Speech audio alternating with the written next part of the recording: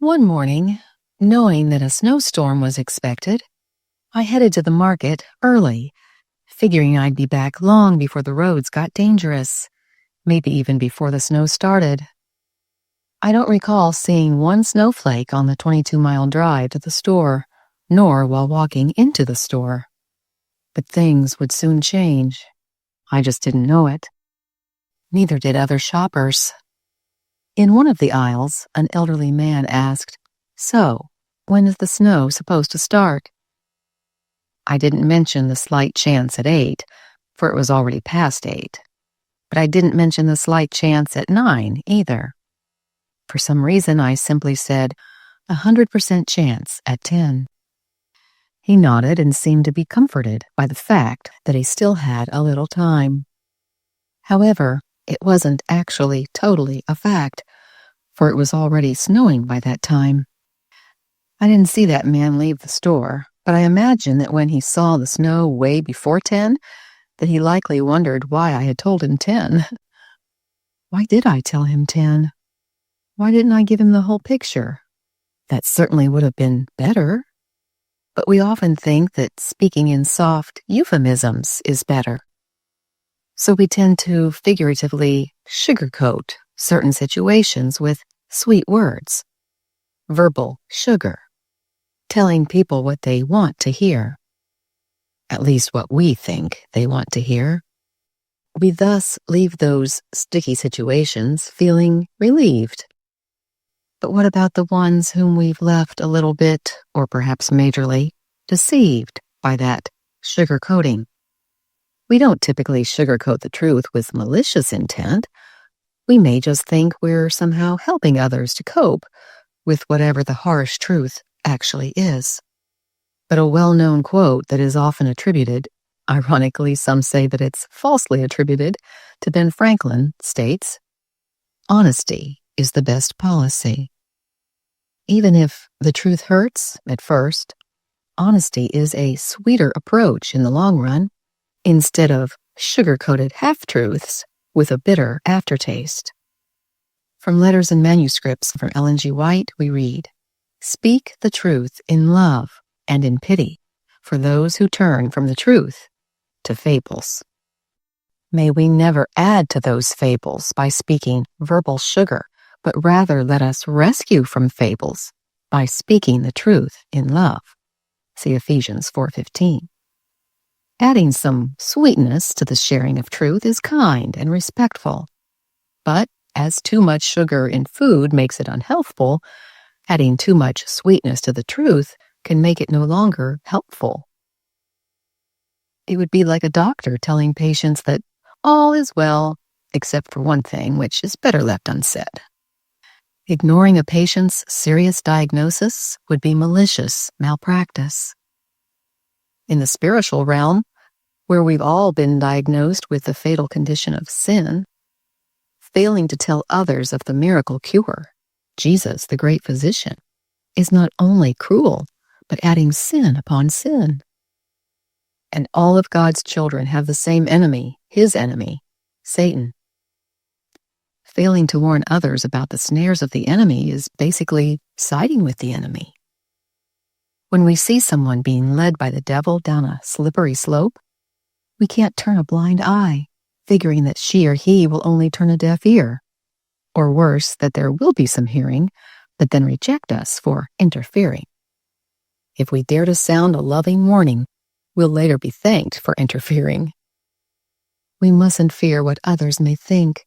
We must warn and inform others as though their very lives were at stake, for eternal life actually is at stake.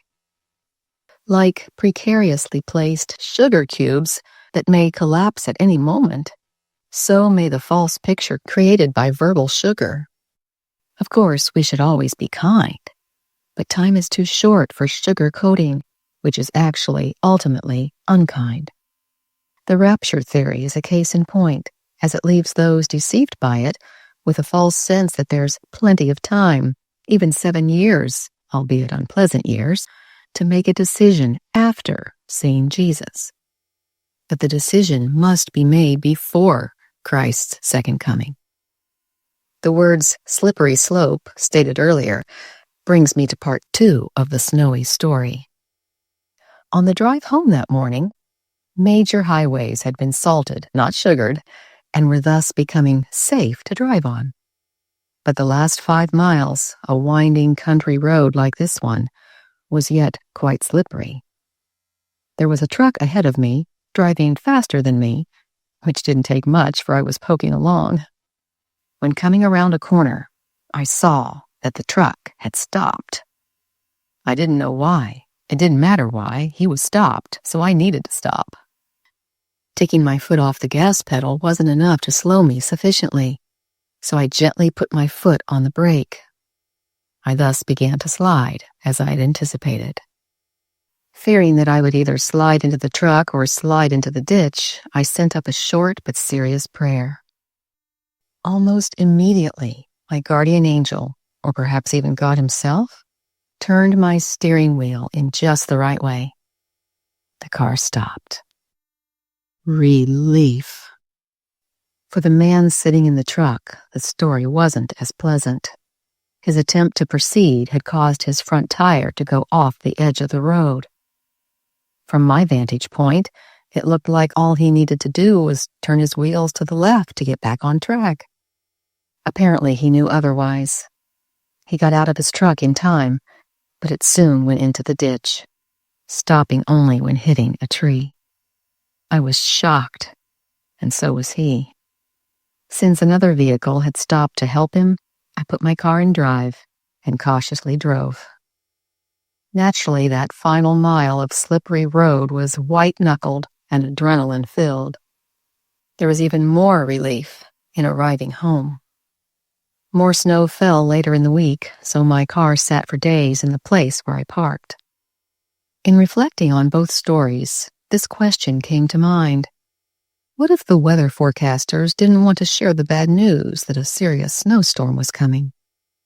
In thickly laying on of sugar, there wouldn't have been the necessary pouring out of salt. People wouldn't have been informed.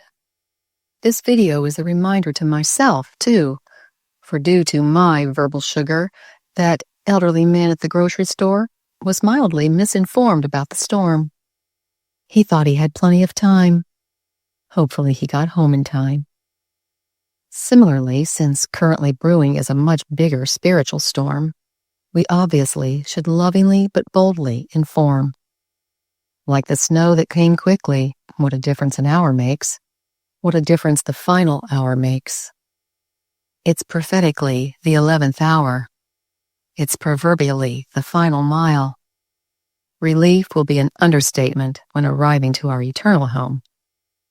Like the heavy snow that fell quickly and the sliding that happened suddenly, events that fulfill Bible prophecy will as well. Let's continue sending up serious prayers long before the coming serious scenarios.